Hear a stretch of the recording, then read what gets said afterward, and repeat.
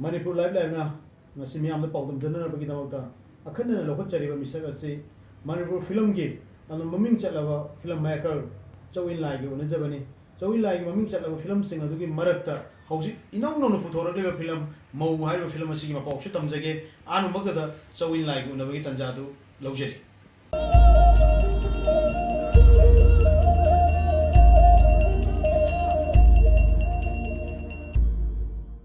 Dog studio da lakcharaga akhana ngasi sidi maugi amna pawam ju taning dena mausi myam da board utkro matung se da paw taning dena lakchabani ngasi ji amna hobi hobi athu bama leiram buduna tawi do kari tawda lei gi adu han habi hayeng ji khoi sak budaba atangana film khak silung da khoi number chakadagi kitang sin bagi damo kitang ka haidai khara marang thokhiba tanja thoe adunani yamna nungai di mingthon se mayam gi man mana da hidak tombi he haire pogumba de Mr. Khadang haire pogumba dagi mau gaina he haire pogumba de mayam na thonari ba maming gi dagi khara tongan na thore duga akoi gi sabu da tang se su mayam na thona da ming thona ma soi da oirum gani kanada focus biro thona ming thona ta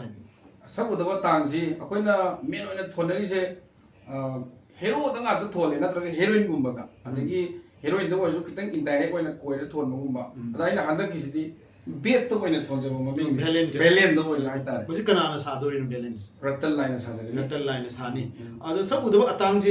ji masak urui duri bra kamai to uno sibomta habita hai masak ji ahaba uramaga mana kari gumba hidam thakibadagi sumura roi adu bo koina nam matamda ratan yawe dungai ratan ji ugi dragadi ratan buba mami singsina yamna khoirang mong phawni hagi dum koina ratan che dum thon jagani marak marakta thon gani masuk udragasu yam nungai je makata wai san min bagi tanjau du lokjege hauji aina bai no lakchening gi ngasi mamang zai je gi ba mo film ji matang da ai lakchening bani mo shi kara ma ka tang ka da myam hun gi bano dum dai first me khoi sinmi gi numit dam nungai ra ba numit asida bota lan tok sagi bani me gi tang amada ut ki ba ai koi gi mo hai ri ba ai koi Chawin Lai gi films dagi matek ma han myam da nei ne ba su nungai ne ba mate mate myam da an thamjage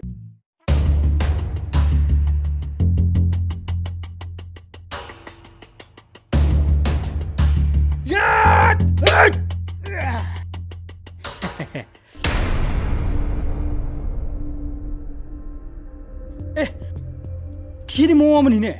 thang tian gam ta sang thine chelas lawai cheloi mayam na su mo gi mate sama so ni ubira mani ada mo film jina bagi awan wa janam ta bi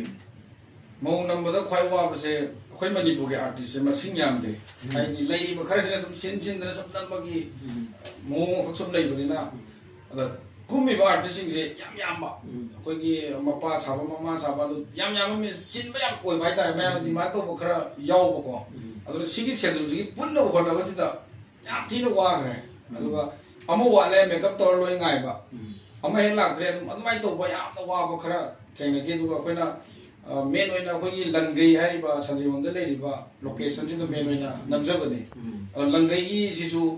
mi walk to le mi adu na khoi na tsaga namjalu su ngai to ba adu gi port khara ga do moi amna cooperation yam ti masan pire adu no bo khoi na mong je kitang success oina puthok pong mori bani adu ai je adu hauji ga me gi tang amada ut ke ba akoi gi kano se mobile film se bo chimi na chinga jani ngamle tin gre na khanjai adu hauji di Manipur film je series de itaw na su khangi koi su khangi miyam na khangi Manipur miyam na hol na chala se ma ye wi apa ma leitre ma sigi marak se da mi tin gi baram je thoi seng na paisa kyam phang de do ma ek sam ta bi main oina khoi gi Manipur film je usi mi na yeng di hai ba di natta ba yeng gi khong je man na ta ba dix ta gumba di mobile gumba yeng ga ho da lak ta ba adu ne yeng ba di sum hen ga le adu ga producer da pesa bang buat pai ta ko adu bo khoi na sum ucha ma ta film je mina nuksi bi dana sai su invitation ani to piu hong to piu hai ba gum su dum yaw ba hai ta ko da hai ra bu ko ni mak si di akhoi bu nuksi bi hai ra bu ki da mak ta khoi da pi sai si di adum hai da khoi na ti ki yo da ni hong ni pesa lo ga wo khan lai de le na da adu gum ma am da sutin mani ro yam ne da hen pang pesa bang ni na ti ai na khang je ring na numit to ꯑꯩꯁꯨ film ꯇꯧꯖꯔꯤꯕ ꯃꯤꯁꯛ ꯑꯃꯅꯤ ꯏꯇꯥꯎꯁꯨ film ꯇꯧꯔꯤꯅꯤ film ꯇꯧꯕꯗꯨꯅꯕꯨ ꯕꯣꯜ ꯁꯥꯟꯅꯃꯤꯟꯅꯔꯤꯅꯤ ꯈꯣꯡ ꯅꯥꯗꯅ ꯄ꯭ꯔꯦꯛꯇꯤꯁꯇ ꯀꯟꯅ ꯁꯥꯟꯅꯔꯨꯔꯒ ꯁꯥꯟꯅꯔꯝꯗꯥꯏꯗ ꯌꯥꯗꯕ ꯃꯔꯛ ꯄꯨꯝꯅꯃꯛꯇ ꯇꯣꯛꯑꯀꯥꯟꯗ ꯀꯩꯅꯣꯅꯦ ꯃꯣꯏ ꯃꯩꯔꯥꯁꯤꯕꯨ ꯗꯥꯏꯔꯦꯛꯇꯔ ꯃꯌꯥꯝ ꯆꯠꯇꯅ ꯎꯅ ꯂꯩꯔꯤꯁꯤꯕꯨ ꯃꯌꯥꯝꯅ ꯍꯥꯏꯅꯤꯡꯕ ꯍꯥꯏꯕꯁꯨ ꯌꯥꯎꯔꯝꯒꯅꯤ ꯑꯗꯨ ꯑꯩꯅ ꯍꯥꯏꯖꯅꯤꯡꯉꯤꯗꯤ ꯁꯤꯁꯨ ꯑꯩꯒꯤ ꯉꯝꯖꯕ ꯑꯩ ꯏꯇꯥꯎꯗ ꯁꯞꯄꯣꯔꯠ ꯇꯧꯒꯅꯤ ꯄꯥꯕꯨꯡ ꯌꯦꯡꯒꯣꯟ ꯃꯅꯨꯡꯁꯤ ꯃꯩ ꯆꯥꯏ ꯑꯩ ꯑꯆꯧꯕ ꯏꯃꯧ ꯃꯅꯨꯡꯗ ꯂꯩꯈꯤꯕꯅꯤꯅ ꯑꯩ ꯏꯃꯧ ꯂꯩꯈꯤꯕꯅꯤꯅ ꯑꯝꯇ ꯆꯠꯂꯣ ꯃꯧꯒꯤ ꯑꯦꯠ ꯃꯌꯥꯝꯗ ꯑꯩꯈꯣꯏꯅ ꯁꯤꯌꯔ ꯇꯧꯖꯔꯦ ꯌꯦꯡꯍꯟꯖꯔꯦ ꯃꯔꯛꯁꯤꯗꯩꯗ ꯏꯇꯥꯎꯗꯒꯤ ꯑꯩꯅ ꯈꯪꯖꯅꯤꯡꯉꯤꯁꯤ ꯐꯤꯂꯝ ꯃꯤꯁꯇꯔ ꯈꯗꯥꯡꯁꯨ ꯑꯩꯈꯣꯏꯒꯤ ꯌꯥꯝꯅ ꯃꯤꯅ ꯊꯣꯟꯅꯗꯕ ꯄꯥꯝꯅꯈꯤꯕ ꯃꯃꯤꯡ ꯃꯊꯥꯗ ꯌꯥꯝ ꯂꯩꯈꯤꯕ ꯑꯦꯋꯥꯔꯗ ꯐꯪꯈꯤꯕ ꯐꯤꯂꯝꯗꯤ ꯀꯔꯤ ꯀꯔꯤ ꯐꯪꯈꯤꯒꯦ ꯑꯝꯇ ꯍꯥꯏꯕꯤꯌꯨ ꯃꯤꯁꯇꯔ ꯈꯗꯥꯡꯗ ꯁ꯭ꯀ꯭ꯔꯤꯟ ꯄ꯭ꯂꯦ ꯑꯗꯒꯤ ꯕꯦꯁ ꯗꯥꯏꯔꯦꯛꯇꯔ ꯀꯣ ꯑꯗꯨ ꯕꯦꯁ ꯃꯦꯀꯞ ꯑꯗꯨꯒ ꯅꯣꯃꯤꯅꯤꯗꯤ 9ꯒꯨꯝꯕ ꯆꯜꯂꯦ ꯐꯪꯕꯅ 3ꯒꯨꯝꯕ ꯐꯪꯈꯤꯕ ꯑꯗꯣ ꯃꯌꯥꯝꯅꯁꯨ ꯁꯨꯝ ꯑꯩꯈꯣꯏꯅ ꯌꯥꯝ ꯊꯥꯖꯗꯅ ꯍꯥꯏꯇꯥꯔꯦ ꯌꯥꯝ ꯊꯥꯖꯗꯅ ꯍꯥꯏꯗꯤ ꯑꯩꯈꯣꯏꯅ ꯚꯥꯕꯣꯛꯅ ꯌꯦꯡꯗ꯭ꯔꯁꯨ ꯄꯥꯝꯗ꯭ꯔꯁꯨ ꯑꯩꯈꯣꯏꯅ ꯁꯨꯝ ꯑꯩꯈꯣꯏꯒꯤ ꯑꯣꯏꯕ ꯈꯤꯇꯪ ꯃꯤꯉꯣꯟꯗ ꯃꯦꯁꯦꯖ ꯄꯤꯕ ꯌꯥꯕ ꯐꯤꯂꯝ ꯑꯃꯈꯛꯇꯪ ꯅꯝꯁꯦꯅ ꯍꯣꯠꯅꯕꯅꯦ ꯑꯗꯨꯕꯨ ꯑꯗꯨꯝ ꯌꯦꯡꯉꯝꯃꯦ ꯍꯥꯏꯇꯥꯔꯦ ꯁꯦ ꯑꯗꯨꯝ ꯌꯦꯡꯉꯝꯃꯤ ꯑꯗ ꯍꯤꯗꯥꯛ ꯇꯧꯕꯤꯒꯤ ꯃꯇꯥꯡꯁꯤꯗꯤ ꯀꯃꯥꯏꯅ ꯇꯧꯏ ꯍꯤꯗꯥꯛ ꯇꯣꯝꯕꯤꯁꯦ ꯑꯩꯅ ꯁꯨꯝ ꯍꯥꯟꯅ ꯁꯨꯝ ꯊꯦꯡꯅꯔꯛꯄꯗ ꯑꯩꯈꯣꯏꯒꯤ ꯑꯦꯂꯦꯟꯒꯤ ꯋꯥꯔꯤꯁꯤ ꯁꯨꯝ ꯇꯥꯕ ꯍꯥꯏꯇꯥꯔꯦ ꯑꯩꯉꯣꯟꯗ ꯁꯨꯝ ꯑꯦꯂꯦꯟꯁꯤ ꯂꯩ ꯂꯩꯇꯦ ꯁꯨꯝ ꯇꯧꯅꯕ ꯑꯗ ꯃꯦꯟ ꯑꯣꯏꯅ ꯑꯩꯅ ꯑꯦꯂꯦꯟꯁꯤꯗꯤ ꯂꯩꯕ ꯂꯩꯇꯕ ꯑꯩꯈꯣꯏꯒꯤ ꯚꯥꯞꯅ ꯁꯥꯒꯠꯂꯒ ꯑꯦꯂꯦꯟꯒꯤ ꯃꯆꯥ ꯑꯣꯏꯔꯝꯕ ꯌꯥꯏ ꯍꯥꯏꯕꯁꯦ ꯑꯩꯈꯣꯏꯅ ꯖꯤꯁꯁ ꯈ꯭ꯔꯥꯏꯁꯀꯨꯝꯕ ꯑꯗꯒꯤ ꯑꯩꯈꯣꯏꯒꯤ ꯀꯔꯅꯒꯨꯝꯕ ꯀꯔꯤꯒꯨꯝꯕꯒꯤ ꯄꯣꯠ ꯈꯔ ꯁꯨꯝ ꯑꯩꯅ ꯊꯦꯡꯅꯖꯕ ꯁꯤꯗ ꯕꯦꯁ ꯇꯧꯁꯜꯂꯀꯥꯟꯗ ꯑꯦꯂꯦꯟꯒꯤ ꯃꯆꯥꯁꯦ ꯕꯂꯥ ꯑꯣꯏꯍꯟꯕꯒꯤ ꯐꯤꯂꯝ ꯈꯛꯇꯪ ꯑꯩꯅ ꯄꯨꯊꯣꯛꯆꯕꯁꯦ ꯃꯌꯥꯝꯅꯁꯨ ꯏꯁꯩ ꯌꯥꯝ ꯄꯥꯝꯅꯕꯒꯤ ꯏꯁꯩꯗꯣ ꯑꯝꯇꯪ ꯉꯪꯕꯤꯕ ꯌꯥꯒꯗ꯭ꯔꯥ ꯃꯇꯦꯛ ꯑꯃꯇꯪ ꯗꯥꯏꯔꯦꯛꯇꯔ ꯑꯃ ꯑꯣꯏꯅ 이사이제 아이 바로 뭐 삭제돼. 좀 삭제돼. 아이제 애니 공통보다 그 이사이제 쪼야 있다 말다래. 바로도 뭐 인강제다 미네도나 아이 시대도 삭제를 삭제를 아도 아이는 강제닝이지 어둠다 하비람네바나 간자버니 말인데 저wil라기 필름이 이사이 싱시암다 히트 오이겔리 아도 마사 바로도 이사이강도 미샤마 갑니 저윌라이세 시마 담자게도 혹시 저윌라이지 이샤노밍 쪼이 셰마 톤모니 이마 이바나데 저윌라이시 톨람모이 다시는 라이 위니 우리 라이 판철리라 라이 성기 라이 빨리라 저윌라이는 그이노 쪼감 짜베이람 타메이션 아니 저윌라이 해버시 사이나기 프레시덴트 거기 맘이네 ꯑꯗ ꯑꯩꯒꯤ ꯀꯀꯥ ꯑꯩꯈꯣꯏꯒꯤ ꯀꯝꯔꯦꯗ ꯁꯨꯇꯤꯟ ꯀꯨꯃꯥꯔꯁꯦ ꯁꯤꯅ ꯑꯩꯁꯦ ꯑꯉꯥꯡ ꯑꯣꯏꯔꯤꯉꯩꯗ ꯍꯥꯏꯔꯤꯕ ꯆꯧꯋꯩ ꯂꯥꯏꯁꯤ ꯌꯥꯝ ꯃꯥꯜꯂꯦꯅ ꯊꯣꯟꯈꯤꯕꯅꯦ ꯆꯥꯎꯔꯒꯗꯤ ꯃꯥꯜꯂꯝꯗꯕꯁꯨ ꯌꯥꯏ ꯑꯉꯥꯡ ꯑꯣꯏꯔꯤꯉꯩꯗ ꯃꯥꯅ ꯃꯥꯟꯖꯩꯅꯀꯣ ꯑꯗ ꯃꯣꯏꯒꯤ ꯀꯩꯅꯣꯁꯤꯅ ꯑꯩꯈꯣꯏ ꯀꯀꯥ ꯁꯨꯇꯤꯟ ꯀꯨꯃꯥꯔꯁꯤꯅ ꯆꯧꯋꯩ ꯂꯥꯏꯅ ꯑꯗꯨꯝ ꯀꯧꯔꯁꯤ ꯍꯥꯏꯕꯗꯒꯤ ꯍꯧꯖꯤꯛꯇꯤ ꯑꯗꯨ ꯍꯩꯇꯕ ꯃꯤꯅ ꯆꯧꯂꯥꯏ ꯀꯧꯕꯁꯨ ꯌꯥꯎꯏ ꯑꯗꯒꯤ ꯆꯣꯡꯂꯥꯏ ꯀꯧꯕꯁꯨ ꯌꯥꯎꯏ ꯍꯩꯇꯕꯅꯀꯣ ꯁꯨꯝ ꯕꯥꯇꯣꯟ ꯂꯥꯛꯄꯗ ꯑꯩꯈꯣꯏꯒꯤ ꯌꯨꯝꯒꯤ ꯃꯤꯅꯐꯥꯎ ꯉꯥꯎꯕ ꯌꯥꯎꯋꯦ ꯃꯃꯤꯡꯁꯦ ꯑꯩꯈꯣꯏ ꯆꯔꯥꯡ ꯇꯔꯥ ꯂꯣꯏ ꯏꯔꯛꯇꯅꯀꯣ ꯇꯧꯕꯗꯕꯨ ꯊꯣꯟꯈꯤꯕꯗꯤ ꯑꯩ ꯄ꯭ꯔꯁꯤꯗꯦꯟ ꯆꯩꯅꯥꯒꯤ ꯄ꯭ꯔꯁꯤꯗꯦꯟꯁꯤꯒꯤ ꯃꯃꯤꯡ ꯊꯣꯟꯈꯤꯕ CPIꯒꯤ ꯃꯅꯤꯄꯨꯔ ꯁ꯭ꯇꯦꯠ ꯀꯩꯅꯣꯒꯤ CPIꯒꯤ ꯃꯅꯤꯄꯨꯔ ꯁ꯭ꯇꯦꯠꯀꯤ ꯑꯣꯏꯅ ꯁꯦꯀ꯭ꯔꯦꯇꯔꯤ ꯑꯣꯏꯕ ꯁꯨꯇꯤꯟ ꯀꯨꯃꯥꯔꯅ ꯊꯣꯟꯕꯤꯕꯅꯤ ꯍꯥꯏꯕꯁꯤ ꯇꯥꯕꯗ ꯅꯨꯡꯉꯥꯏꯖꯩ ꯇꯁꯦꯡꯅ ꯀꯃꯔꯦꯗ ꯁꯨꯇꯤꯟ ꯀꯨꯃꯥꯔꯒꯤ ꯑꯁꯨꯝꯕ ꯐꯖꯕ ꯃꯤꯡ ꯑꯃ ꯊꯣꯟꯕꯤꯕꯒꯤꯗꯃꯛ ꯊꯥꯒꯠꯆꯔꯤ ꯃꯔꯛꯁꯤꯗꯩꯗ ꯏꯇꯥꯎꯒꯤ ꯐꯤꯂꯝ ꯃꯃꯤꯡꯁꯤꯡꯗꯣ ꯑꯝꯇ ꯅꯤꯡꯁꯤꯡꯕꯤꯌꯨ ꯑꯩꯅ ꯄꯟꯖꯕ ꯈꯔꯗꯁꯨ ꯆꯤꯊꯔꯝꯕꯅꯤ ꯑꯩ ꯌꯥꯝ ꯀꯥ ꯍꯦꯟꯅ ꯐꯤꯂꯝ ꯌꯥꯝ ꯅꯝꯕ ꯃꯁꯤꯡ ꯌꯥꯝꯕ ꯀꯩꯁꯨ ꯅꯠꯇꯦ ꯑꯩꯗꯤ ꯑꯩ ꯆꯍꯤ ꯑꯃꯗ ꯑꯃꯇꯪꯒ ꯄꯨꯊꯣꯛꯑꯝꯕ ꯃꯤ ꯑꯃꯅꯤꯀꯣ ꯑꯗꯨꯝ ꯑꯩ ꯊꯋꯥꯏ ꯈꯔ ꯍꯥꯏꯇꯥꯔꯦ ꯈꯤꯇꯪ ꯐꯖꯅ ꯄꯨꯊꯣꯛꯀꯦ ꯈꯟꯖꯕ ꯑꯗꯨꯕꯨ ꯑꯩꯅ ꯄꯨꯊꯣꯛꯈꯤꯕꯁꯤꯡꯁꯤꯗ ꯑꯩꯈꯣꯏꯒꯤ ꯅꯨꯡꯁꯤ ꯐꯩꯖꯦꯗ 1 2 ꯑꯁꯤ ꯂꯩꯕꯥꯛꯀꯤ ꯍꯦꯔꯣ ꯃꯤꯁꯇꯔ ꯀꯗꯥꯡ ꯂꯩꯔꯦ ꯑꯗꯒꯤ ꯅꯨꯡꯁꯤꯕꯁꯦ ꯐꯥꯒꯤ ꯅꯠꯇꯦ ꯑꯗꯒꯤ ꯍꯤꯗꯥꯛ ꯇꯣꯝꯕꯤ ꯑꯗꯩ ꯁꯟꯙ꯭ꯌꯥ ꯃꯤꯀꯨꯞꯇꯨꯗꯒꯤ ꯀꯥꯏꯅ ꯈꯔ ꯁꯨꯃꯥꯏꯅ ꯄꯨꯊꯣꯛꯆꯈ꯭ꯔꯦ ꯑꯗꯣ ꯍꯧꯖꯤꯛꯁꯨ ꯌꯥꯏꯕꯤ ꯊꯋꯥꯏ ꯍꯥꯏꯅ ꯑꯃꯈꯛꯁꯨ ꯅꯝꯃꯒ ꯂꯩꯖꯔꯤ ꯑꯩꯈꯣꯏꯒꯤ ꯃꯍꯦꯁꯀꯤ ꯃꯧꯒꯤ ꯃꯇꯨꯡꯗ ꯄꯨꯊꯣꯛꯀꯗꯕ ꯑꯃ ꯑꯗꯨꯒ ꯀꯩꯅꯣꯁꯤꯒꯤ ꯃꯃꯥꯡ ꯑꯩꯈꯣꯏꯒꯤ ꯁꯛꯎꯗꯕ ꯑꯇꯥꯡꯒꯤ ꯃꯃꯥꯡ ꯃꯔꯛꯁꯤꯒꯤ ꯑꯃ ꯌꯥꯝ ꯅꯨꯡꯉꯥꯏꯖꯩ ꯑꯗꯣ ꯃꯔꯛꯁꯤꯗꯩꯗ ꯍꯧꯖꯤꯛ ꯀꯩꯅꯣꯗꯒꯤ ꯃꯧꯒꯤ ꯐꯤꯂꯝꯁꯤꯗꯩꯗ ꯄꯤꯅꯤꯡꯉꯤꯕ ꯃꯦꯁꯦꯖ ꯀꯩꯅꯣ ꯑꯝꯇ ꯃꯤ ꯑꯃꯅ ꯋꯥꯈꯜꯁꯦ ꯀꯔꯤꯝ ꯈꯟꯗꯅ ꯑꯗꯨꯝ ꯄꯪꯂꯩꯗ ꯂꯩꯔꯒꯗꯤ ꯃꯥꯒꯤ ꯂꯣꯏꯁꯟꯕꯁꯤꯁꯨ ꯑꯗꯨꯝ ꯄꯪꯂꯣꯏꯗ ꯂꯣꯏꯁꯟꯈꯤꯕ ꯏꯆꯝ ꯆꯝꯅ ꯑꯗꯨꯝ ꯂꯣꯏꯈꯤꯕ ꯑꯗꯨꯕꯨ ꯃꯤ ꯑꯃꯈꯛꯅ ꯃꯉꯣꯟꯗ ꯇꯥꯛꯄꯤ ꯇꯝꯕꯤꯔꯒꯗꯤ ꯃꯥꯅ ꯇꯧꯕꯗ ꯉꯝꯗꯕ ꯄꯣꯠ ꯂꯩꯇꯦ ꯁꯤꯅꯦ ꯑꯩꯅ ꯁꯨꯝ ꯄꯤꯅꯤꯡꯉꯤꯁꯦ ꯍꯥꯏꯗꯤ ꯍꯣꯠꯅꯕꯗ ꯉꯝꯗꯕ ꯂꯩꯇꯦꯁꯦ ꯑꯗ ꯃꯁꯤꯗ ꯏꯙꯧꯁꯨ ꯌꯥꯎꯕ ꯃꯥꯜꯂꯦ ꯐꯤꯂꯝꯁꯦ ꯃꯌꯥꯝ ꯌꯦꯡꯕ ꯄꯨꯝꯅꯃꯛꯁꯨ ꯈꯪꯕꯤꯔꯅꯤ ꯏꯙꯧꯅ ꯀꯩꯅꯣ ꯌꯥꯝꯅ ꯁꯥꯎꯒꯟꯕ ꯀꯦꯔꯦꯛꯇꯔ ꯑꯃ ꯂꯧꯕꯗꯧꯅꯁꯨ ꯇꯧꯏ ꯑꯗꯣ ꯃꯁꯤ ꯑꯝꯇ ꯍꯥꯏꯕꯤꯌꯨ ꯏꯙꯧꯅ ꯏꯙꯧꯁꯤ ꯁꯥꯎꯒꯟꯕ ꯉꯥꯛꯇꯁꯨ ꯅꯠꯇꯅ ꯑꯩꯈꯣꯏꯒꯤ मासे खर कन ngangba maradi magi machanu base mana pangba aduna maje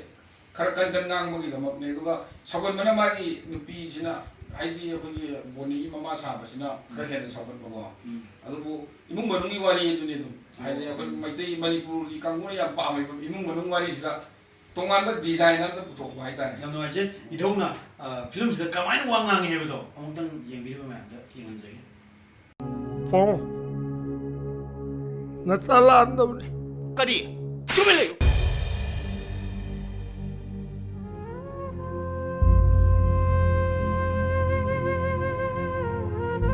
ꯂꯩꯀꯥꯏ ꯃꯃꯥꯡꯗ ꯑꯩꯈꯣꯏꯕꯨ ꯌꯣꯟꯕꯇ ꯅꯠꯇꯅ ꯂꯥꯏꯑꯣꯏꯈ꯭ꯔꯕ ꯅꯃꯥꯗꯨ ꯐꯥꯎꯕ ꯅꯪꯅ ꯌꯣꯜꯂꯤꯕ꯭ꯔꯣ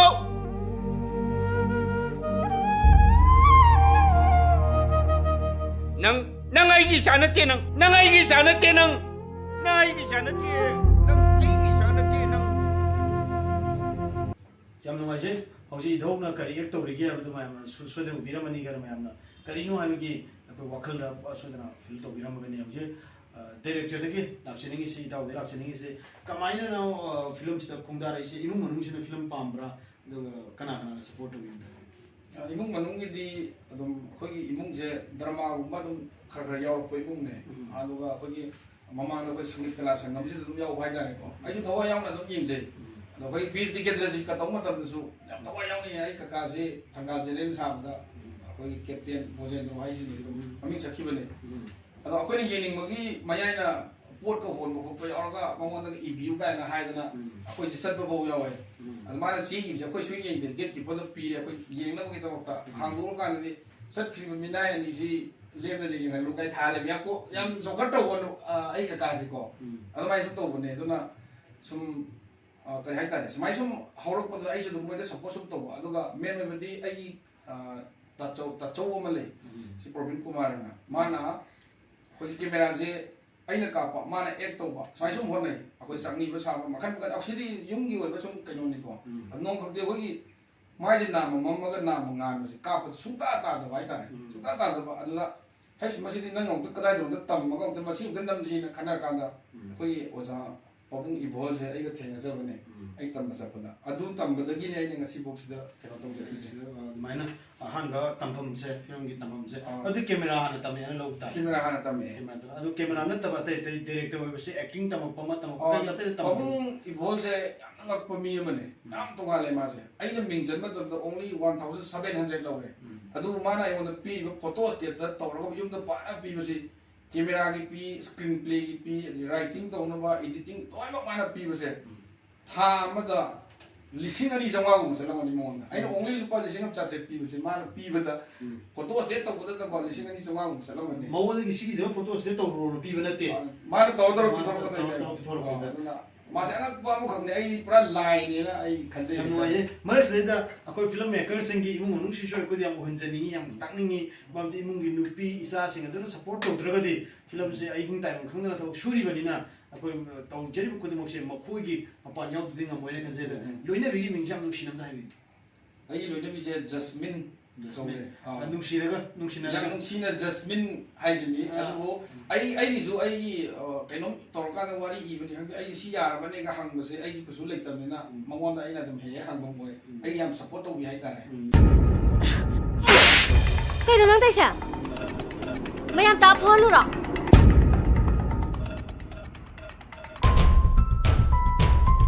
camera roll action Hey, mado, nang yo, ko, nang yo, nui ana pam du yo so, kai thoi tau thai no. Hoi, asib lamang chino ni kadun na sita. Film नंबगी लेरमने ꯑꯩ ꯏꯃꯧ ꯏꯕꯦꯝꯗꯨ ꯁꯣꯝꯗ ꯂꯥꯛꯄ꯭ꯔꯥ ꯒꯦꯠꯂꯣꯝꯗ ꯊꯣꯛꯈꯤꯕꯅꯤ Karino noi haidubo. Nasi lansir mido thiba khangdreba. Mase, mama mapasu kaya, natoi charamuye. ꯆꯤꯡꯌꯥꯁꯤꯗ ꯂꯩꯔꯝꯂꯤꯕ ꯂꯝꯍꯥꯡ ꯄꯨꯝꯅꯃꯛꯁꯨ ꯁꯦꯝꯒꯠ ꯁꯥꯒꯠꯇꯨꯅ ꯈꯨꯡꯒꯪꯁꯤꯒꯤ ꯃꯤꯑꯣꯏ ꯈꯨꯗꯤꯡꯃꯛ ꯊꯕꯛ ꯄꯤꯔꯤꯁꯤꯅꯤ Tanbada yadragana. Tola kutalaga hathukha. ꯑꯩ ꯑꯆꯧꯕ ꯏꯃꯧ ꯃꯅꯨꯡꯗ ꯂꯩꯈꯤꯕꯅꯤꯅꯦ ꯏꯃꯧ ꯂꯩꯈꯤꯕꯅꯤꯅꯦ ꯑꯝꯇ ꯆꯠꯂꯣ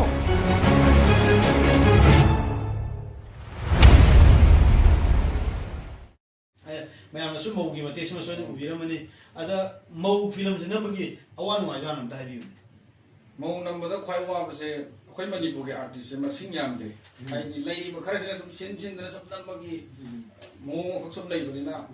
ꯑꯗ ꯀꯨꯝꯃꯤꯕ ꯑꯥꯔꯇꯤꯁꯁꯤꯡꯁꯦ ꯌꯥꯝ ꯌꯥꯝꯕ ꯑꯩꯈꯣꯏꯒꯤ ꯃꯄꯥ ꯁꯥꯕ ꯃꯃꯥ ꯁꯥꯕ ꯑꯗꯨ ꯌꯥꯝ ꯌꯥꯝꯕ ꯆꯤꯟꯕ ꯌꯥꯝ ꯑꯣꯏꯕ ꯍꯥꯏꯇꯥꯔꯦ ꯃꯌꯥꯝꯅ ꯗꯤꯃꯥꯟ ꯇꯧꯕ ꯈꯔ ꯌꯥꯎꯕꯀꯣ ꯑꯗꯨꯅ ꯁꯤꯒꯤ ꯁꯦꯗꯨꯜꯁꯤꯒꯤ ꯄꯨꯟꯅ ꯍꯣꯠꯅꯕꯁꯤꯗ ꯌꯥꯝ ꯊꯤꯅ ꯋꯥꯈ꯭ꯔꯦ ꯑꯗꯨꯒ ꯑꯃ ꯋꯥꯠꯂꯦ ꯃꯦꯀꯞ ꯇꯧꯔ ꯂꯣꯏ ꯉꯥꯏꯕ ꯑꯃ ꯍꯦꯛ ꯂꯥꯛꯇ꯭ꯔꯦ ꯑꯗꯨꯃꯥꯏꯅ ꯇꯧꯕ ꯌꯥꯝꯅ ꯋꯥꯕ ꯈꯔ ꯊꯦꯡꯅꯈꯤ ꯑꯗꯨꯒ ꯑꯩꯈꯣꯏꯅ ꯃꯦꯟ ꯑꯣꯏꯅ ꯑꯩꯈꯣꯏꯒꯤ ꯂꯪꯒꯩ ꯍꯥꯏꯔꯤꯕ ꯁꯟꯖꯦꯟꯕꯝꯗ ꯂꯩꯔꯤꯕ ꯂꯣꯀꯦꯁꯟꯁꯤꯗ ꯃꯦꯟ ꯑꯣꯏꯅ ꯅꯝꯖꯕꯅꯤ ꯂꯪꯒꯩꯒꯤꯁꯤꯁꯨ ꯃꯤꯒꯤ ꯋꯥꯛ ꯇꯧꯔ ꯂꯩꯔꯝꯃꯤ ꯑꯗꯨꯅ ꯑꯩꯈꯣꯏꯅ ꯆꯪꯉꯒ ꯅꯝꯖꯜꯂꯨꯕꯁꯨ ꯅꯨꯡꯉꯥꯏꯇꯕ ꯑꯗꯨꯒꯤ ꯄꯣꯠ ꯈꯔꯒ ꯑꯗꯨꯝ ꯃꯣꯏꯅ ꯌꯥꯝꯅ ꯀꯣꯄꯔꯦꯁꯟ ꯌꯥꯝ ꯊꯤ ꯐꯖꯅ ꯄꯤꯔꯛꯑꯦ ꯑꯗꯨꯅꯕꯨ ꯑꯩꯈꯣꯏꯅ ꯃꯧꯁꯦ ꯈꯤꯇꯪ ꯁꯛꯁꯦꯁ ꯑꯣꯏꯅ ꯄꯨꯊꯣꯛꯄ ꯉꯝꯍꯧꯔꯤꯕꯅꯤ ꯌꯥꯝ ꯅꯨꯡꯉꯥꯏꯖꯩ ꯑꯗꯨꯒ ꯍꯧꯖꯤꯛ ꯃꯦꯒꯤ ꯇꯥꯡ ꯑꯃꯗ ꯎꯠꯈꯤꯕ ꯑꯩꯈꯣꯏꯒꯤ ꯀꯩꯅꯣꯁꯦ ꯃꯣꯕꯥꯏꯜ ꯐꯤꯂꯝꯁꯦ ꯄꯣꯠꯁꯦ ꯃꯤꯅ ꯆꯤꯡꯅ ꯆꯥꯅꯤꯡꯉꯝꯗ ꯇꯤꯟꯈ꯭ꯔꯦꯅ ꯈꯟꯖꯩ ꯑꯗꯣ ꯍꯧꯖꯤꯛꯇꯤ ꯃꯅꯤꯄꯨꯔ ꯐꯤꯂꯝꯁꯦ ꯁꯤꯔꯦꯁꯤꯗꯤ ꯏꯇꯥꯎꯅꯁꯨ ꯈꯪꯉꯤ ꯑꯩꯈꯣꯏꯅꯁꯨ ꯈꯪꯉꯤ ꯃꯤꯌꯥꯝꯅ ꯈꯪꯉꯤ ꯃꯅꯤꯄꯨꯔ ꯃꯤꯌꯥꯝꯅ ꯍꯣꯜꯗ ꯆꯠꯂꯒ ꯁꯤꯅꯦꯃꯥ ꯌꯦꯡꯕꯒꯤ ꯑꯄꯥꯝꯕ ꯂꯩꯇ꯭ꯔꯦ ꯃꯁꯤꯒꯤ ꯃꯔꯛꯁꯤꯗꯩꯗ ꯃꯤ ꯇꯤꯟꯈꯤꯕꯒꯤ ꯃꯔꯝꯁꯦ ꯊꯃꯣꯏ ꯁꯦꯡꯅ ꯄꯩꯁꯥ ꯀꯌꯥꯝ ꯐꯪꯗꯦ ꯑꯗꯣ ꯃꯌꯦꯛ ꯁꯦꯡꯅ ꯑꯝꯇ ꯍꯥꯏꯕꯤꯌꯨ ꯃꯦꯟ ꯑꯣꯏꯅ ꯑꯩꯈꯣꯏꯒꯤ ꯃꯅꯤꯄꯨꯔꯤ ꯐꯤꯂꯝꯁꯦ ꯍꯧꯖꯤꯛ ꯃꯤꯅ ꯌꯦꯡꯗꯦ ꯍꯥꯏꯕꯗꯤ ꯅꯠꯇꯕ ꯌꯦꯡꯕꯒꯤ ꯈꯣꯡꯁꯦ ꯃꯥꯟꯅꯗꯕ ꯗꯤꯛꯁꯇꯒꯨꯝꯕꯗꯤ ꯃꯣꯕꯥꯏꯜꯗꯒꯨꯝꯕ ꯌꯦꯡꯈ꯭ꯔꯒ ꯍꯣꯜꯗ ꯂꯥꯛꯇꯕ ꯑꯗꯨꯅ ꯌꯦꯡꯕꯗꯤ ꯁꯨꯝ ꯍꯦꯟꯒꯠꯂꯛꯑꯦ ꯑꯗꯨꯒ ꯄ꯭ꯔꯣꯗ꯭ꯌꯨꯁꯔꯗ ꯄꯩꯁꯥ ꯐꯪꯕ ꯋꯥꯠꯄ ꯍꯥꯏꯇꯥꯔꯦꯀꯣ ꯑꯗꯨꯕꯨ ꯑꯩꯈꯣꯏꯅ ꯁꯨꯝ ꯎꯠꯆꯕ ꯃꯇꯝꯗ ꯐꯤꯂꯝꯁꯦ ꯃꯤꯅ ꯅꯨꯡꯁꯤꯕꯤꯗꯅ ꯑꯩꯁꯨ ꯏꯟꯚꯤꯇꯦꯁꯟ 2 ꯈꯛꯇ ꯄꯤꯌꯨ 3 ꯈꯛꯇ ꯄꯤꯌꯨ ꯍꯥꯏꯕꯒꯨꯝꯕꯁꯨ ꯑꯗꯨꯝ ꯌꯥꯎꯕ ꯍꯥꯏꯇꯥꯔꯦꯀꯣ ꯑꯗ ꯍꯥꯏꯔꯛꯄ ꯈꯨꯗꯤꯡꯃꯛꯁꯤꯗꯤ ꯑꯩꯈꯣꯏꯕꯨ ꯅꯨꯡꯁꯤꯕꯤꯕꯒꯤ ꯍꯥꯏꯔꯛꯄꯒꯤꯗꯃꯛꯇ ꯑꯩꯈꯣꯏꯅ ꯑꯗꯨꯝ ꯄꯤꯖꯩꯁꯤꯗꯤ ꯑꯗꯨꯝ ꯍꯥꯏꯗꯤ ꯑꯩꯈꯣꯏꯅ ꯇꯤꯀꯦꯠ ꯌꯣꯟꯗꯅ ꯃꯤꯉꯣꯟꯗꯒꯤ ꯄꯩꯁꯥ ꯂꯧꯒꯦ ꯍꯥꯏꯕ ꯋꯥꯈꯜ ꯂꯩꯖꯗꯦꯕ ꯃꯦꯟ ꯑꯣꯏꯅ ꯑꯗꯨꯅ ꯑꯗꯨꯒꯨꯝꯕ ꯃꯌꯥꯝꯗꯨꯅ ꯁꯨ ꯇꯤꯟꯕꯅꯤ ꯑꯗꯨꯒ ꯌꯥꯝꯅ ꯍꯦꯛꯇ ꯍꯦꯟꯅ ꯐꯪꯕ ꯄꯩꯁꯥ ꯐꯪꯕꯗꯤ ꯅꯠꯇꯦ ꯑꯩꯅ ꯈꯪꯖꯅꯤꯡꯉꯤꯅ ꯅꯨꯃꯤꯠꯇꯣ ꯑꯩꯁꯨ ꯐꯤꯂꯝ ꯇꯧꯖꯔꯤꯕ ꯃꯤꯁꯛ ꯑꯃꯅꯤ ꯏꯇꯥꯎꯁꯨ ꯐꯤꯂꯝ ꯇꯧꯔꯤꯅꯤ ꯐꯤꯂꯝ ꯇꯧꯕꯗꯨꯅꯕꯨ ꯕꯣꯜ ꯁꯥꯟꯅꯃꯤꯟꯅꯔꯤꯅꯤ ꯈꯣꯡ ꯅꯥꯗꯅ ꯄ꯭ꯔꯦꯛꯇꯤꯁꯇ ꯀꯟꯅ ꯁꯥꯟꯅꯔꯨꯔꯒ ꯁꯥꯟꯅꯔꯝꯗꯥꯏꯗ ꯌꯥꯗꯕ ꯄꯨꯝꯅꯃꯛꯇ ꯇꯣꯛꯑꯀꯥꯟꯗ ꯀꯩꯅꯣꯅꯦ ꯃꯣꯏ ꯃꯩꯔꯥꯁꯤꯕꯨ ꯗꯥꯏꯔꯦꯛꯇꯔ ꯃꯌꯥꯝ ꯆꯠꯇꯅ ꯎꯅ ꯂꯩꯔꯤꯁꯤꯕꯨꯅ ꯃꯌꯥꯝꯅ ꯍꯥꯏꯅꯤꯡꯕ ꯍꯥꯏꯕꯁꯨ ꯌꯥꯎꯔꯝꯒꯅꯤ ꯑꯗꯣ ꯑꯩꯅ ꯍꯥꯏꯖꯅꯤꯡꯉꯤꯗꯤ ꯁꯤꯁꯨ ꯑꯩꯒꯤ ꯉꯝꯖꯕ ꯑꯩ ꯏꯇꯥꯎꯗ ꯁꯞꯄꯣꯔꯠ ꯇꯧꯒꯅꯤ ꯃꯔꯛꯁꯤꯗꯩꯗ ꯑꯩꯈꯣꯏ ꯐꯤꯂꯝ ꯃꯦꯀꯔꯁꯤꯡꯒꯤ ꯏꯃꯨꯡ ꯃꯅꯨꯡꯁꯤꯁꯨ ꯑꯩꯈꯣꯏꯗ ꯌꯥꯝ ꯎꯍꯟꯖꯅꯤꯡꯉꯤ ꯌꯥꯝ ꯇꯥꯛꯅꯤꯡꯉꯤ ꯃꯔꯝꯗꯤ ꯏꯃꯨꯡꯒꯤ ꯅꯨꯄꯤ ꯏꯆꯥꯁꯤꯡ ꯑꯗꯨꯅ ꯁꯞꯄꯣꯔꯠ ꯇꯧꯗ꯭ꯔꯒꯗꯤ ꯐꯤꯂꯝꯁꯦ ꯑꯍꯤꯡ ꯇꯥꯏꯕꯪ ꯈꯪꯗꯅ ꯊꯕꯛ ꯁꯨꯔꯤꯕꯅꯤꯅ ꯑꯩꯈꯣꯏ ꯇꯧꯖꯔꯤꯕ ꯈꯨꯗꯤꯡꯃꯛꯁꯦ ꯃꯈꯣꯏꯒꯤ ꯃꯄꯥꯟ ꯌꯥꯎꯗ꯭ꯔꯗꯤ ꯉꯝꯃꯣꯏꯅ ꯈꯟꯖꯩ ꯑꯗꯣ ꯂꯣꯏꯅꯕꯤꯒꯤ ꯃꯤꯡꯁꯦ ꯌꯥꯝ ꯅꯨꯡꯁꯤꯅ ꯑꯝꯇ ꯍꯥꯏꯕꯤꯌꯨ ꯑꯩꯒꯤ ꯂꯣꯏꯅꯕꯤꯁꯦ ꯖꯁꯃꯤꯟ ꯅꯨꯡꯁꯤꯔꯒ ꯌꯥꯝ ꯅꯨꯡꯁꯤꯅ ꯖꯁꯃꯤꯟ ꯍꯥꯏꯁꯤꯅꯤ ꯑꯗꯨꯕꯨ ꯑꯩꯒꯤꯁꯨ ꯑꯩꯒꯤ ꯀꯩꯅꯣꯝ ꯇꯧꯔꯀꯥꯟꯗ ꯋꯥꯔꯤ ꯏꯕꯅꯤ ꯈꯪꯗꯦ ꯑꯩ ꯁꯤ ꯌꯥꯔꯕꯅꯦꯒ ꯍꯪꯕꯁꯦ ꯑꯩꯁꯨ ꯀꯩꯁꯨ ꯂꯩꯇꯕꯅꯤ나 ꯃꯉꯣꯟꯗ ꯑꯩꯅ ꯑꯗꯨꯝ ꯍꯦꯛ ꯍꯪꯕ ꯃꯣꯏ ꯑꯩ ꯌꯥꯝ ꯁꯞꯄꯣꯔꯠ ꯇꯧꯕꯤ ꯍꯥꯏꯇꯥꯔꯦ ꯌꯥꯝ ꯅꯨꯡꯉꯥꯏꯖꯩ ꯑꯗꯣ ꯅꯨꯡꯁꯤꯅꯕ ꯊꯥ ꯀꯌꯥ ꯆꯍꯤ ꯀꯌꯥ ꯅꯣꯡꯃ ꯅꯨꯡꯁꯤꯅꯔꯒ ꯀꯌꯥꯝ ꯁꯥꯡ ꯅꯨꯡꯁꯤꯅꯔꯒ ꯑꯗꯨꯝ ꯃꯌꯦꯛ ꯁꯦꯡꯅ ꯇꯥꯕꯤꯌꯨ ꯆꯍꯤ ꯑꯃꯒ ꯊꯥ 8ꯀꯨꯝꯕ ꯅꯨꯡꯁꯤꯅꯔꯀꯥꯟꯗ ꯍꯥꯏꯗꯤ ꯃꯥꯁꯨ ꯐꯤꯂꯝ ꯌꯥꯎꯔꯝꯃꯦ ꯌꯦꯟꯐꯝ ꯀꯨꯝꯃꯝꯃꯦꯀꯣ ꯍꯔꯤꯆꯟꯗ꯭ꯔꯗꯒ ꯌꯥꯎꯋꯦ ꯁꯨꯃꯥꯏꯅ ꯌꯥꯎꯔꯀꯥꯟꯗ ꯁꯨꯝ ꯊꯦꯡꯅꯈꯤꯕꯅꯦ ꯑꯩꯁꯨ ꯍꯥꯟꯅ ꯑꯌꯥꯝꯕ ꯑꯗꯨꯝ ꯗꯥꯏꯔꯦꯛꯁꯟ ꯄꯤꯔꯝꯗꯦ ꯋꯥꯔꯤ ꯑꯣꯏꯅ ꯏꯔꯝꯃꯦ ꯌꯥꯝ ꯅꯨꯡꯉꯥꯏꯖꯩ ꯋꯥꯔꯤ ꯏꯕꯒꯤ ꯃꯇꯥꯡꯗꯨꯃ ꯂꯥꯛꯆꯒꯦ ꯖꯁꯃꯤꯟ ꯍꯥꯏꯕ ꯃꯇꯝꯁꯤꯗ ꯀꯅꯥꯅꯣꯅꯦ ꯗꯥꯏꯔꯦꯛꯇꯔ ꯆꯧꯏꯟꯅ ꯂꯧꯔꯤꯕ ꯍꯔꯤꯆꯟꯗ꯭ꯔꯗ ꯌꯥꯎꯔꯤꯕ ꯖꯁꯃꯤꯟꯁꯤꯕꯨ ꯀꯅꯥꯅꯣꯅꯦ ꯑꯗꯨꯅ ꯃꯌꯥꯝ ꯁꯣꯏꯗꯅ ꯌꯦꯡꯕꯤꯅꯤꯡꯉꯝꯒꯅꯤ ꯁꯣꯏꯗꯅꯃꯛ ꯖꯁꯃꯤꯟꯒꯤ ꯐꯣꯇꯣ ꯌꯦꯡꯍꯟꯖꯒꯦ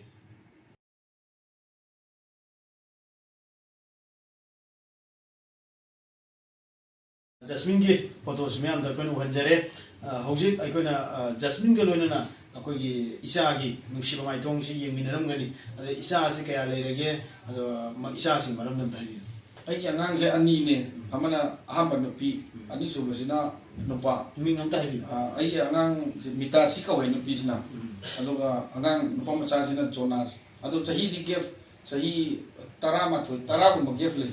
ꯑꯩ ꯌꯥꯝ ꯀꯨꯏꯅ ꯒꯦꯞ ꯂꯩ ꯍꯧꯖꯤꯛ ꯑꯉꯥꯡ ꯅꯨꯄꯥꯁꯦ ꯄꯤꯛꯏ ꯌꯥꯝ ꯄꯤꯛꯏ ꯑꯗꯣ ꯑꯩꯅꯒ ꯄꯝꯕꯗ ꯑꯩ ꯏꯊꯟꯇ ꯏꯀꯥꯏꯕ ꯐꯥꯎ ꯄꯣꯛꯑꯦ ꯍꯥꯏꯗꯤ ꯄꯤꯛꯃꯟꯗꯅꯀꯣ ꯑꯩꯈꯣꯏꯅ ꯈꯔ ꯑꯍꯟ ꯑꯣꯏꯔꯦꯅ ꯈꯟꯖꯔꯤꯕꯅꯤꯅ ꯑꯃꯗꯨꯅ ꯏꯆꯥ ꯑꯃꯗꯨꯅ ꯂꯩꯁꯥꯕꯤ ꯐꯥꯖꯤꯜꯂꯛꯇꯧ ꯂꯩꯁꯥꯕꯤ ꯐꯥꯖꯤꯜ ꯀ꯭ꯂꯥꯁ 9 ꯇꯝꯃꯦ ꯆꯥꯎꯁꯤꯜꯂꯛꯑꯦ ꯑꯗꯨꯒ ꯃꯤꯇꯥꯁꯤ ꯍꯥꯏꯕꯁꯤ ꯀꯔꯤ ꯂꯣꯟ ꯑꯝꯇ ꯃꯌꯦꯛ ꯁꯦꯡꯅ ꯃꯤꯇꯥꯁꯤꯁꯦ ꯑꯁꯦꯡꯕꯗꯤ ꯁꯪꯁꯀ꯭ꯔꯤꯠꯅꯦ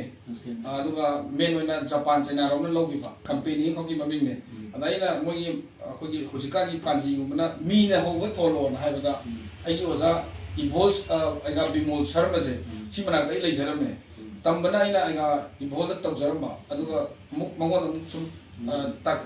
ꯇꯝꯖꯕ ꯍꯥꯏꯇꯥꯔꯦꯀꯣ ꯑꯗꯣ ꯃꯥꯒꯤ ꯀꯥꯁꯤꯗ ꯑꯩꯈꯣꯏ ꯏꯁꯩ ꯅꯝꯕ ꯆꯠꯄꯒꯤ ꯃꯤꯇꯥꯁꯤꯅ ꯇꯦꯞ ꯑꯃꯈꯛ ꯂꯩꯔꯝꯃꯦ ꯑꯗ ꯑꯩꯅ ꯑꯩ ꯑꯉꯥꯡ ꯃꯃꯤꯡꯁꯤꯗ ꯂꯩꯔꯦ ꯍꯥꯏꯔꯒ ꯊꯣꯟꯈꯤꯕꯅꯤ ꯃꯤꯇꯥꯁꯤ ꯌꯥꯝ ꯅꯨꯡꯉꯥꯏꯖꯩ ꯀꯝꯄꯅꯤꯒꯤꯁꯨ ꯃꯃꯤꯡꯅꯤ ꯑꯗꯨ ꯁꯪꯁꯀ꯭ꯔꯤꯠꯅꯤꯁꯨ ꯍꯥꯏꯕꯤꯔꯦ ꯂꯣꯏ ꯇꯣꯛꯊꯣꯛꯑꯒ ꯑꯩꯒꯤ ꯃꯥꯏꯀꯩꯗꯒꯤ ꯍꯥꯏꯅꯤꯡꯉꯤꯗꯤ ꯃꯤꯇꯥꯁꯤꯁꯤ ꯃꯩꯇꯩꯔꯣꯟꯅꯦꯅ ꯑꯩꯈꯣꯏꯅ ꯀ꯭ꯂꯦꯝ ꯇꯧꯕꯁꯨ ꯌꯥꯏ ꯃꯔꯝꯗꯤ ꯃꯤꯠ ꯇꯥꯕ ꯑꯗꯨꯗꯤ ꯁꯤꯒꯤ ꯄꯣꯠꯁꯦ ꯑꯩꯈꯣꯏꯅ ꯃꯤꯇꯥꯔꯁꯤ ꯑꯗꯨꯗꯤ ꯃꯁꯤ ꯃꯤꯇꯥꯁꯤ ꯍꯥꯏꯗꯅ ꯑꯗꯣ ꯑꯩꯅ ꯃꯩꯇꯩꯂꯣꯟꯅꯦ ꯍꯥꯏꯖꯗ꯭ꯔꯤꯁꯤꯅ ꯁꯤ ꯄꯟꯕ ꯑꯃ ꯌꯥꯎꯕꯁꯦ ꯑꯩ ꯑꯉꯥꯡꯁꯤ ꯅꯨꯡꯉꯥꯏꯔꯣꯏꯗ꯭ꯔꯥꯅ ꯍꯥꯏꯖꯗꯕꯅꯤ ꯉꯥꯟꯁꯤꯀꯣ ꯀꯧꯕ ꯃꯩꯇꯩ ꯃꯆꯥ ꯊꯦꯡꯅꯔꯛꯑꯦ ꯑꯩꯁꯦ ꯍꯣꯖꯥꯏꯗ ꯊꯦꯡꯅꯖꯔꯛꯄꯅꯤ ꯑꯗꯨꯅ ꯉꯥꯟꯁꯤ ꯃꯗ ꯀꯣ ꯍꯥꯞꯆꯜꯂꯦ ꯑꯗꯨꯗꯤ ꯉꯥꯟꯁꯤꯀꯣ ꯍꯥꯏꯗꯤ ꯃꯥꯂꯦꯝꯗ ꯉꯥꯜꯍꯟꯁꯤꯀꯣ ꯍꯥꯏꯕ ꯑꯗꯨꯃꯥꯏꯅ ꯃꯤꯇꯥꯁꯤ ꯑꯩꯈꯣꯏ ꯃꯌꯥꯝꯅ ꯃꯤꯇꯥꯕ ꯌꯥꯕ ꯃꯤꯗꯣ ꯑꯗꯨ ꯃꯤꯇꯥꯁꯤꯅ ꯊꯣꯟꯕꯁꯨ ꯌꯥꯝ ꯅꯨꯡꯉꯥꯏꯁꯤꯅ ꯑꯇꯣꯞꯄ ꯑꯃ ꯑꯣꯏꯔꯒ